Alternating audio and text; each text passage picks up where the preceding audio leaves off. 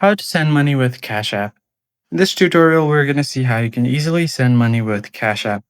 First thing you're going to have to do is tap on the bottom left corner of your screen where you find your amount. But before you do that, just make sure that you are logged into your Cash App account.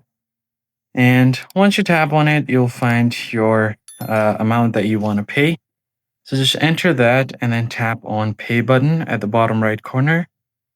And once you tap on it, you can search for your contacts or a cash tag, phone, or email of the receiver.